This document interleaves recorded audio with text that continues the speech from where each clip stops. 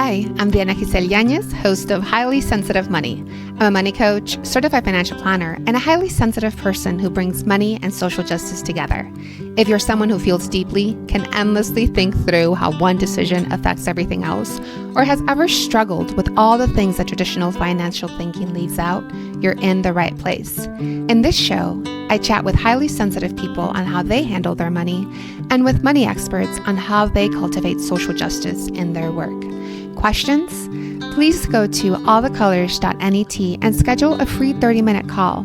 And I'm happy to share resources on investment management, money coaching, workshops, or anything else money and social justice related. Join us in this episode as we explore money and sensitivity while honoring that all of our well-being is interconnected. Today's conversation is about the courage it takes to question what we grew up with. My guest, Corinne Gardner, is a women's health and relationship coach who helps women shed shame and reimagine how they speak about themselves. Corinne shares her journey of becoming financially literate while simultaneously learning to honor her body and desires. Two deeply interconnected paths that invite us to ask questions we were taught not to ask. We explore how the woman in her family modeled both restlessness and resilience, how she realized she needed to learn how to receive, and how discovering values-aligned investing changed her life. This is a conversation about finding the right people who will truly listen, about the practice of self-appreciation, and about trusting the part of you that questions the status quo. Welcome, Corinne, to Highly Sensitive Money. I'm so excited to have you here and to have you share your story with listeners. Thanks for coming on the show. Oh, Diana, I'm so honored to be on the podcast and Highly Sensitive Money, and our paths have crossed and just our meandering from being a mentee to now being on your podcast is really a pleasure. Yeah. And for listeners, I'll give like an introduction of how you and I met. I think you're like the third person that I have on the podcast that I met through Anya Hankin and her Catalyst program. And originally you reached out because you had some money questions. We worked together for, I think, about a year, maybe a little bit more. It was 12 sessions in total. And we graduated into actually becoming friends and colleagues. And I have actually hired you for your services. So it's been very much like a growth of a relationship. And it's been a joy to also see you like blossom in your confidence with money. So I just wanted to like put that out into the area so that listeners can know what our context is and how it's grown and shifted. And in our conversation, that it's an ongoing practice to experience feeling confident, and that questions and my own literacy around wealth and financial planning is a practice. Definitely. So can you introduce the work you do today, like the thing that you focus on today, the thing that you're creating and bringing into the world?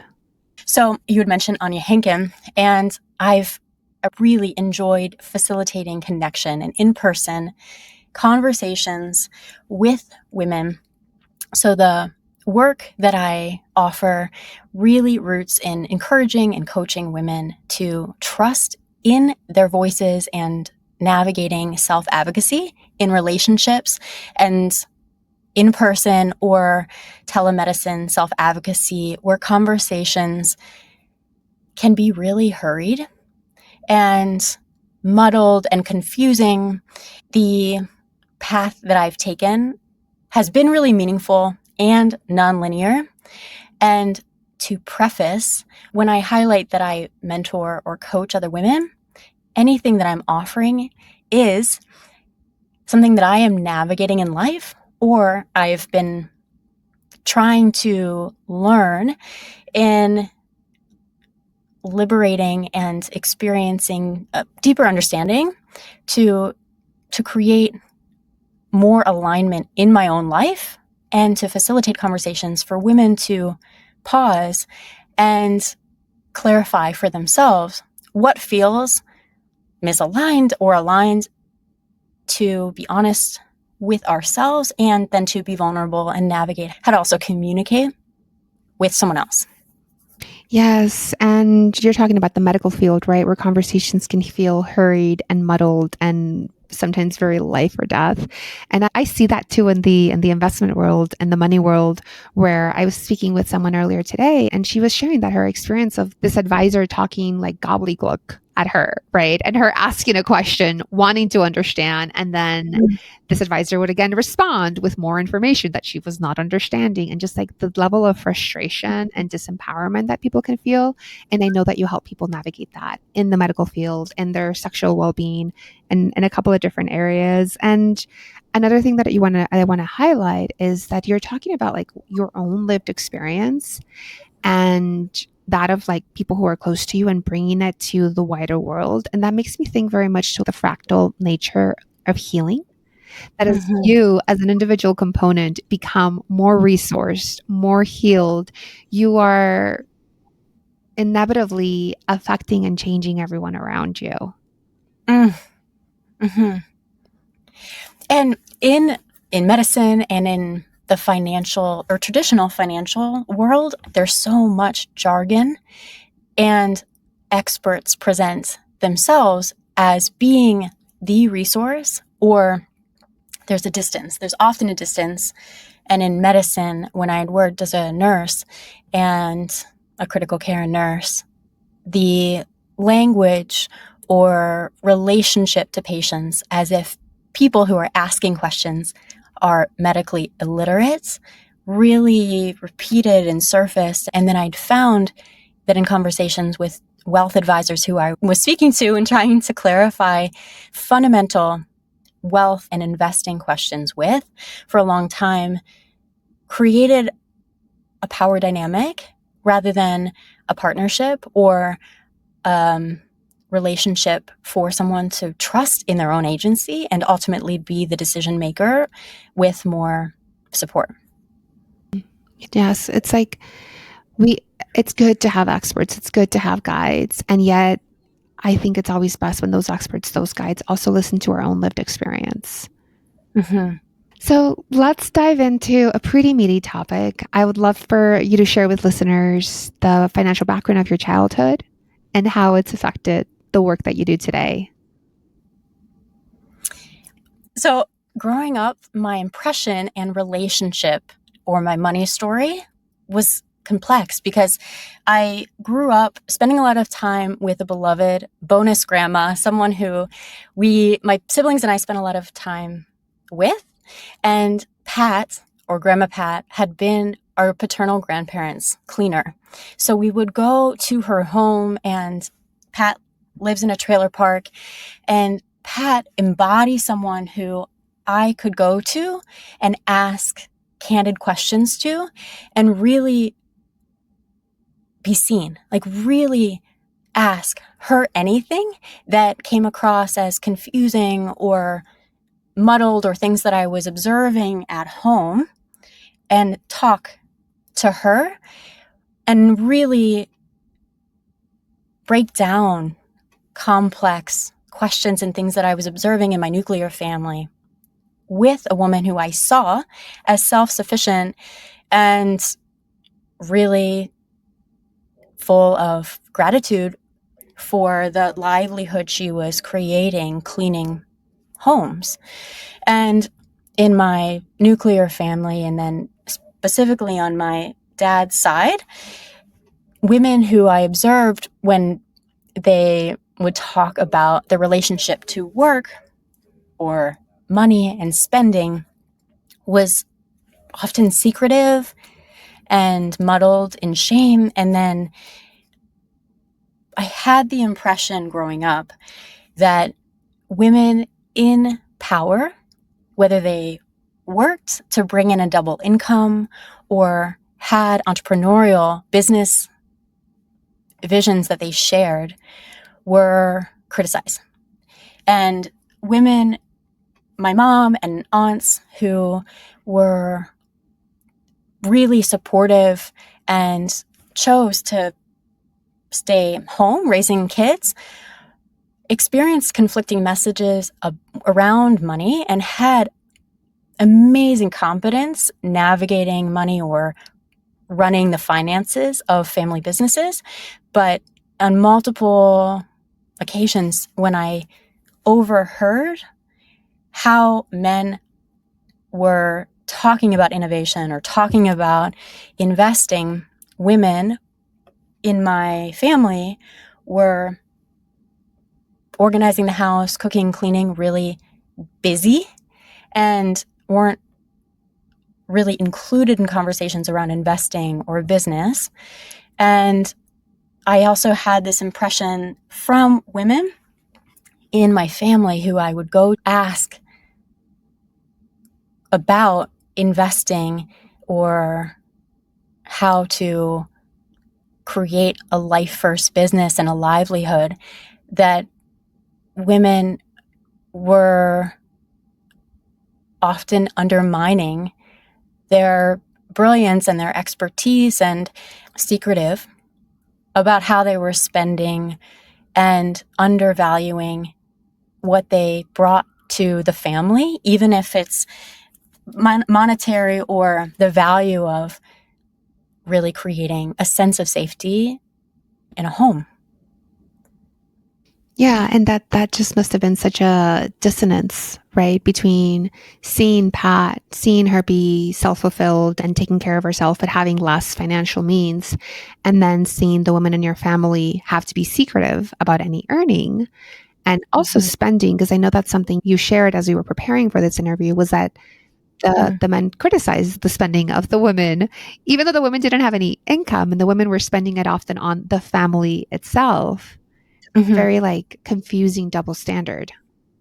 And it still happens. Like somatically, envisioning a holiday gathering coming up and knowing this from my childhood, women who also brought in income and who had careers were still criticized and continue to be in times when they speak up about financial choices that they're making for themselves, but usually for the family.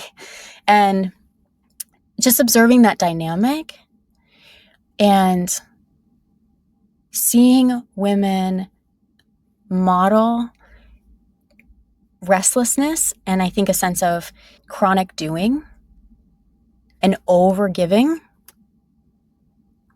and a sense of self-abandonment at times, or like the sense of whether I work and have a career or I'm contributing to the family, it wasn't enough.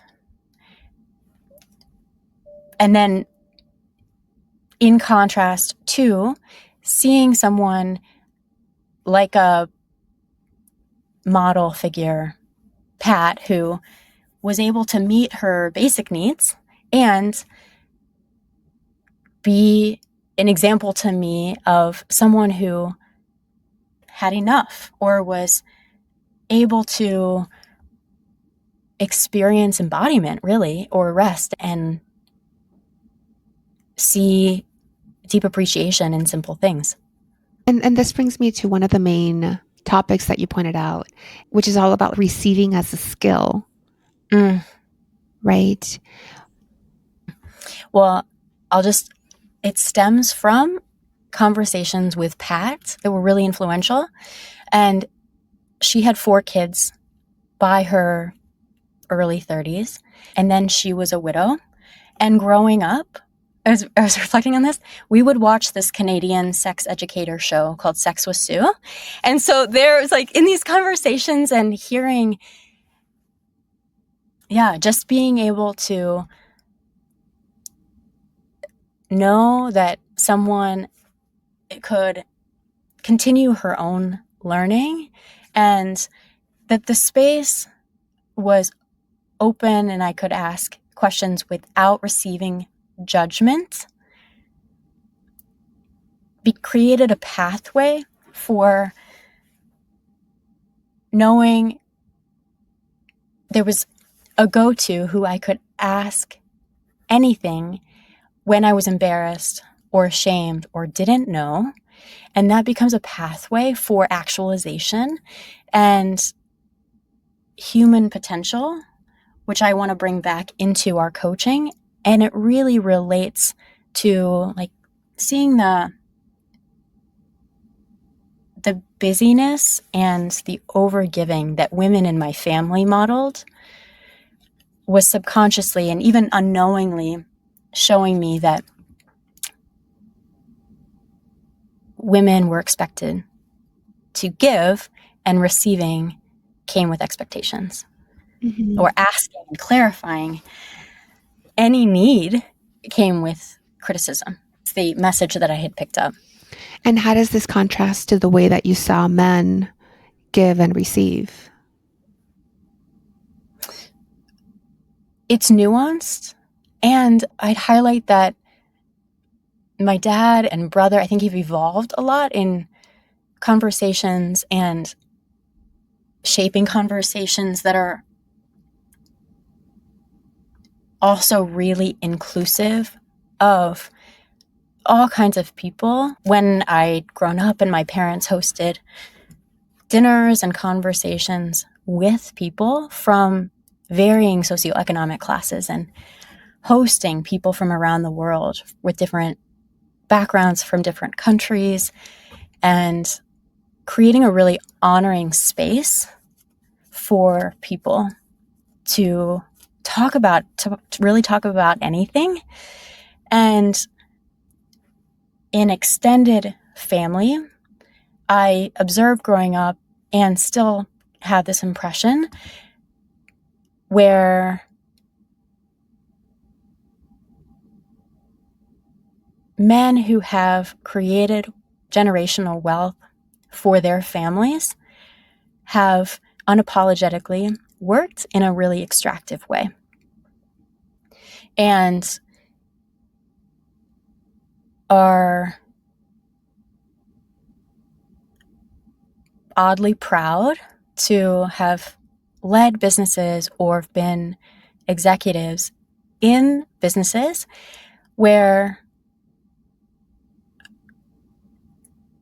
working in a way that is defined where their success could be at the expense of other people's livelihoods was really the message that was clear.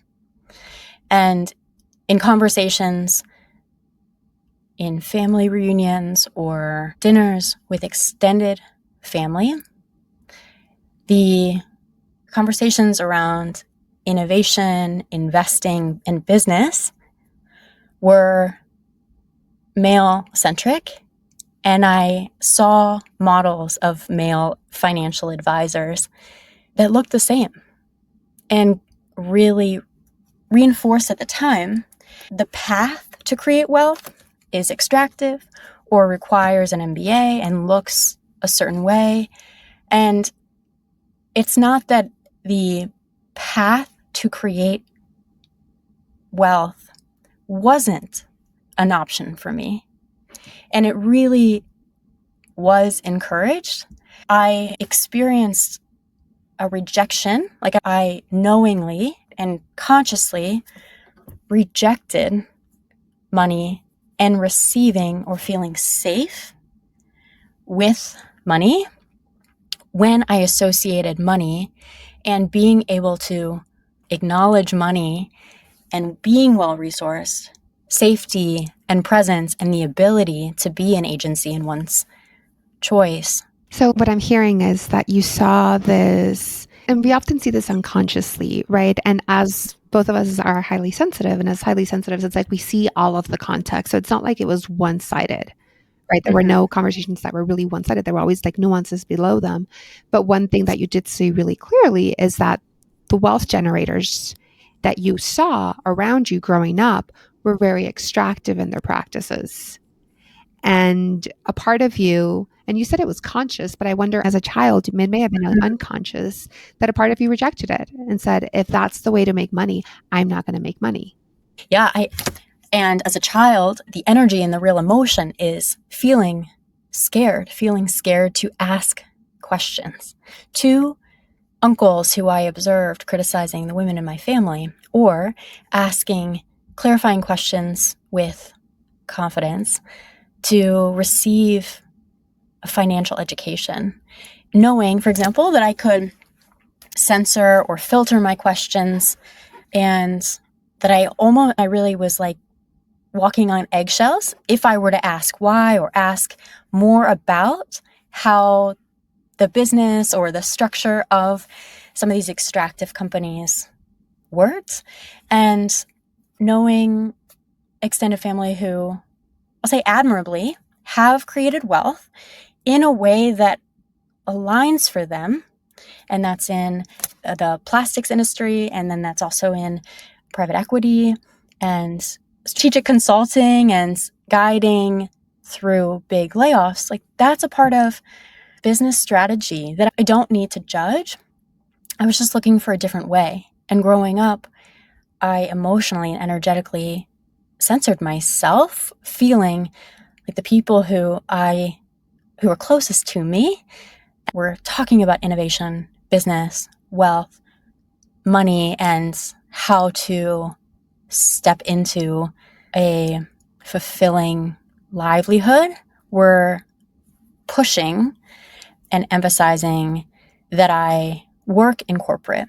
And when I graduated from college, I spoke to an uncle who emphatically said what he thought I should do as my next step. And I really shut down. And I thought, why would I accept advice from someone who, even though it was well-intentioned, I really ran and went in the opposite direction? So one of the things that a moment ago, you mentioned the shutdown that you would feel when you were having conversations around money with your family members. I remember years ago having a conversation with someone who worked in private equity, and he was talking about some of the things that his business had invested in.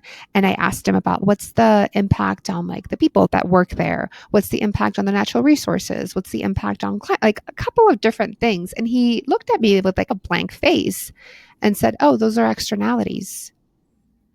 Right? Like the term externality was a way to sweep under the rug so many of the impacts of the work. And he also said it with so much confidence that even though I work in the field, at the time I was already an investment advisor, it did make me feel like maybe I don't know what I'm talking about. Maybe we shouldn't value those things because they're not profit making. So I can completely empathize with why it felt so difficult to start these money conversations. And I know from your story that you actually went a little bit towards Pat's direction of doing a lot of work that was more similar to Pat than it was to your uncle's. For sure. Yeah. And I was like, cool, if I can meet my basic needs. I didn't have the foresight, and it's with compassion, I can understand just my level of thinking at the time in my 20s, that earning $10 an hour was flourishing for a while. And I didn't know what I was building up to, but I didn't even envision myself as capable of someone who could create wealth or be an investor. And in my mid-20s, when I learned more about investing, I also perceived investing to be almost esoteric until we started our coaching together. And I still thought that there were different barriers to entry to learn how to invest. And I thought that someone had to be an accredited investor as the prerequisite to learning about investing.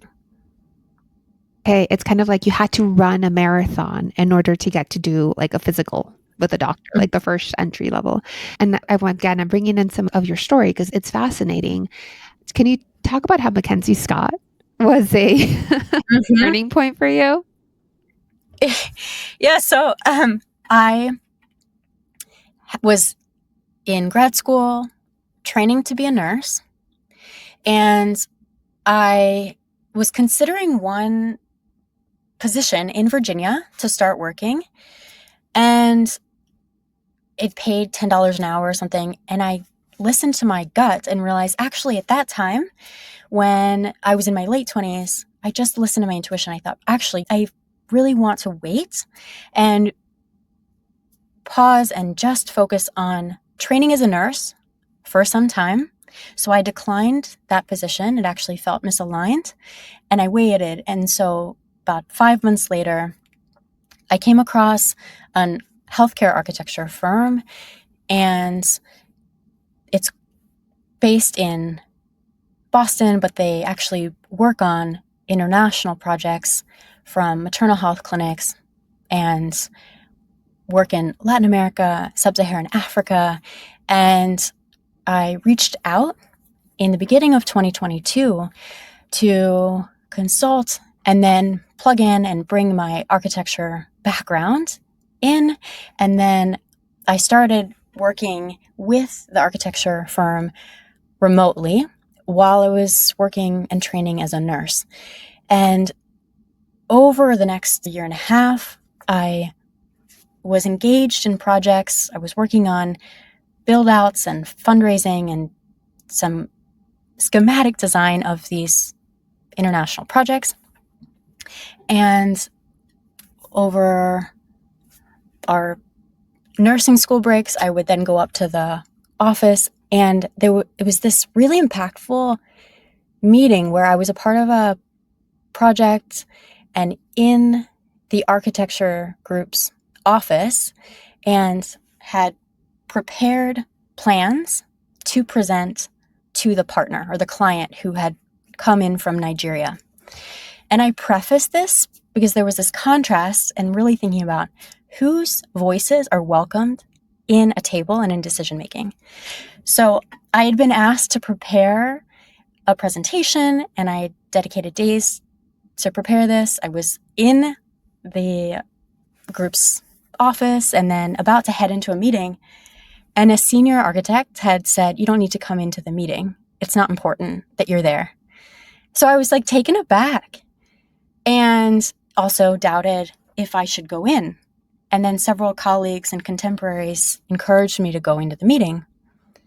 And I was listening to the conversation, almost holding myself back from asking questions that I had prepared for the client meeting. And then I was like, okay, no, this is important. And I really just want to cut through. And I know the questions that I'm bringing to the table matter. And I'd asked the partner and director of the this campus that was in progress in Nigeria, where the finances, where the partners were sourcing the funding. And this shifted the conversation where I learned of Mackenzie Scott, whose philanthropy is really rooted in relational trust and building a connection and financing projects where, to my understanding, she really offers the funding and entrusts the partners who are leading different initiatives to direct the project as being the most informed and aware of what is needed. And so she's very hands-off. So that was in 2022, and learning of a woman who was financing a project had just prompted a lot of questions. And I went to it just feels like it was such a break from the model, because what I know of Mackenzie Scott's philanthropy is that she really leads with like trust first. Mm-hmm. And what you may have known during that meeting, it might have been really surprising, because a lot of the times when people are investing or they're giving philanthropy, there's a lot of expectations of all of the information and having a lot of control over how the money's used. And here you were experiencing a very different model, a very like relational model above everything else. So I can hear how that interaction plus your already existing discomfort with what you had learned then led your curiosity into a different avenue. And hearing some of the directors and the director of the international campus communicate and speak about a woman who was funding the project with such respect. Beautiful, beautiful. And I think you were going to talk about how that continued to impact you, or like how that led you to start to change your own money relationship. So it shifted a prescription that I was wearing of viewing money with distance and even a negative energy around receiving or being well resourced. So from that meeting, I went to the Cambridge Library, had a sheet of drafts architecture paper, and I dedicated several hours to writing out financial questions. Here I'm pregnant with these questions. Where are people having conversations about funding projects or funding things in a way that they're voting for reality that they want to shape or that they want to fund as a catalyst for other people to bring their vision to life? So I wrote out questions, and then I actually called a financial advisor who I was working with at the time, who had guided me to learn about investing in the stock market. And I said, hey, okay, I've just learned about Mackenzie Scott. Is there any way that we could allocate savings and things that I have invested actually to some of these projects? And understandably, I was received with a blank face, and they just had no understanding of what I was talking about. I said, hey, I'm working at this international humanitarian meets social justice work. And in addition to investing in the stock market that's impersonal, I'm learning about this model of investing that's very relational. And it seems more aligned with kinds of economy and the relationships that I'm dedicated to nurturing. So this series of led by questions prompted me to reach out to our mutual friend, Anya.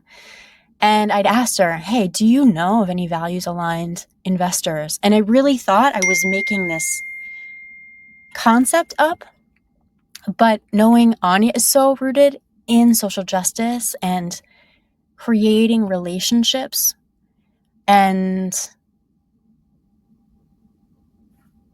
leading in a way where she chooses to be well-boundaried and well-resourced, it all inspired me to conceive of something I didn't know yet existed.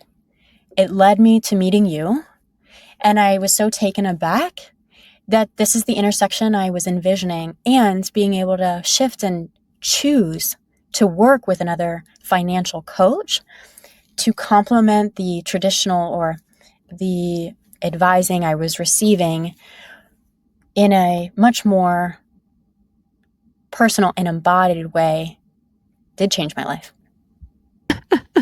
I know. I always feel so bashful when you say that, but I know that because money can be such a key part of like our unquestioned worldview. I often do get to work with people when they're really questioning foundational things.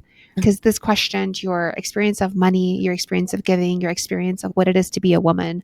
So I know how deeply impacted it's been and how it's hit a taproot of different ways that you want to move. And Corinne, I know that your story around money has also had to do a lot with the sex education that you're giving and the courage that it takes to be changing. And like one of our favorite topics is how like money and sex are such taboo things to talk about. This was part one of our conversation where we were really kind of laying the groundwork for people to understand your background, what it was that kind of like what the terrain was that you were moving through as you started to question things. And I'd love for you to read out the expansion points that we'll be talking about in our next conversation. It's being able to connect with our bodies and our sense of discernment when we're in a conversation and navigating how to advocate for ourselves when we feel vulnerable or we're getting to know someone. And that could be with someone we trust in medical self-advocacy or any relationship, and in intimate relationships. And the historical context for this that I've learned through working with you as a mentee and this overlap of financial planning and women's health, around women's health and wealth, is women couldn't open their own credit line or banks without a male signer until 74. It's so recent.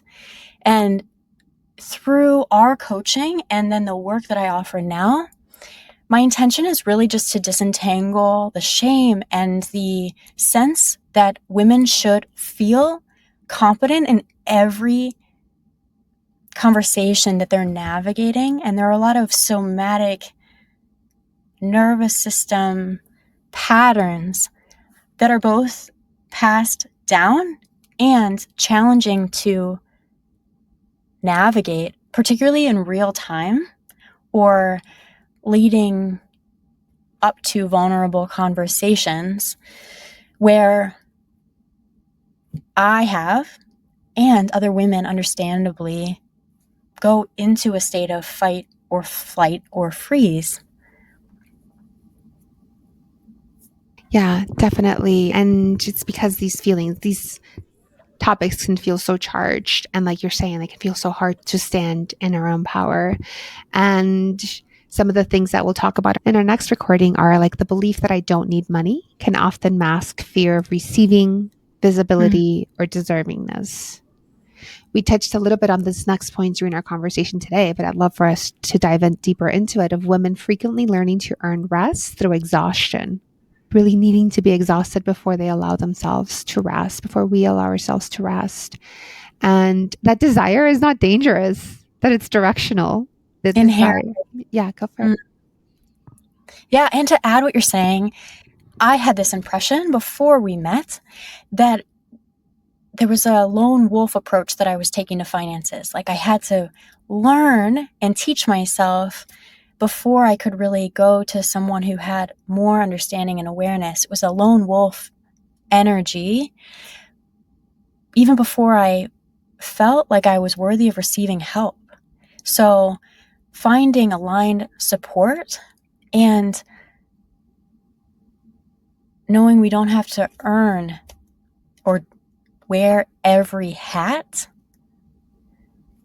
to move forward taught me that financial education and conversations that could relate to sexual health and well-being are really a pathway for human potential. Like, where can women or highly sensitive people go into deeper, even subconscious root beliefs with someone who will listen without judgment to move past self-flagellation and embarrassment or shame that these taboo topics can bring up and often do bring up, to then move forward into remembering that we're worthy of flourishing together. Yeah, you're making me think of one of the nonprofits that I love working with is Wisdom and Money, and their tagline is like money as a doorway to personal transformation and societal transformation, and that's what you're speaking to, right? The human potential movement of like really any place where you're feeling stuckness that you work on can be a doorway into incremental and additional change. Going back to one of the things I said at the beginning, like the fractal nature of healing. Feeling more agency in your financial world for anyone feeling more agency in their financial world can give them more agency in their sexual world, just like they can have preferences and desires, right? So that's also one of the things that we'll talk about. It's like how reclaiming desire is really about reclaiming agency in all areas of our lives and giving ourselves permission to have preferences as opposed to just like taking what we're given. Instead of just taking whatever's given to us. Yeah, preferences with space to ask ourselves if something feels off, and then to realign and find support that feels healthier and more honoring. And I feel that highly sensitives are 20 to 30% of the population, depending on how you measure it. And it's like being left-handed in a world of right-handed people, right? Like everybody can feel like they're doing it the right way because there's just more of them. But if you're left-handed, you're just left-handed, right? If you're highly sensitive, I'm learning, and I think I might have mentioned this to you or another friend yesterday, that I'm just learning how much more rest I need than I've ever given myself permission to need and claim before. And just being like, this is my makeup. And the way that I combine that with social justice is that I want everyone to have this amount of rest, whether highly sensitive or not. I want everyone to be able to access the rest that they need, the care that they need. Likewise. And it also comes with learning that as we practice and honor rest, that we can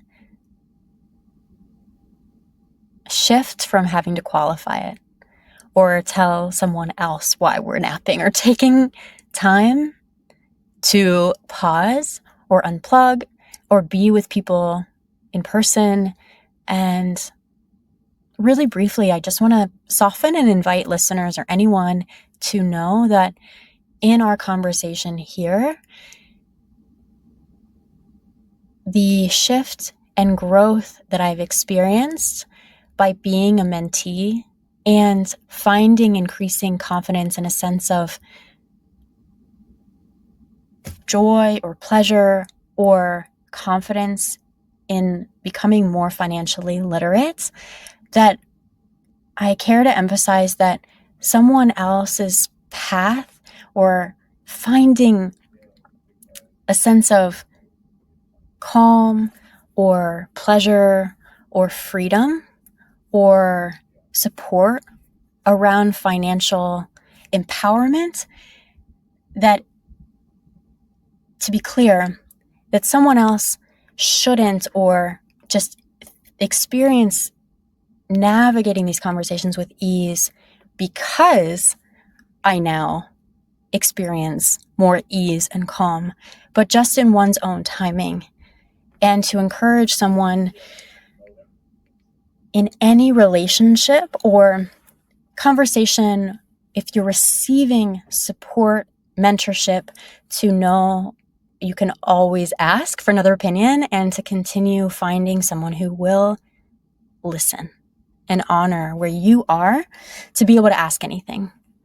I love it. I love it. You're sharing that for anyone who's listening and thinking about, like, how do I become more informed financially, and how do I become more informed, empowered in my own sexuality? Like, this speaks to both things so well. It's such a pleasure to have you here. And I'm so excited for our second follow-up conversation that'll be coming in 2 weeks in the following release. So thank you, Corinne, for being here and for your time. I'm really honored, and it's ongoing.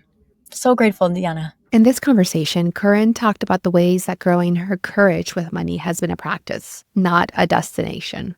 She shared how she grew her ability to receive, the strength it took to start questioning inherited patterns around money and pleasure, and the importance of finding mentors who truly listen. Corinne invites us to see that financial literacy, like embodiment, is an ongoing practice, and that each of us gets to move through these questions in our own timing. It was a pleasure having Corinne join us today. I'm grateful for her willingness to share not just what she's learned, but the windy path it's taken to get there. What is most telling is that she trusted the dissonance she felt watching the women in her family and had the courage to search for a different way. Thank you for joining me on Highly Sensitive Money.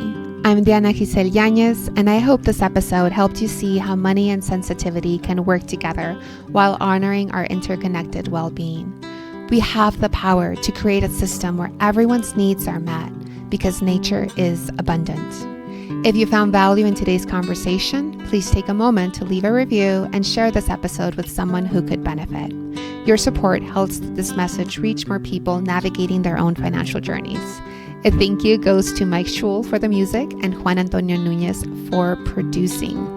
For more resources on bringing money and social justice together, sign up for my monthly newsletter over at allthecolors.net. I also invite you to schedule a free 30-minute call where we can talk about money coaching, investment management, and all things money and social justice. Until next time, remember that your sensitivity and deep thinking is your superpower.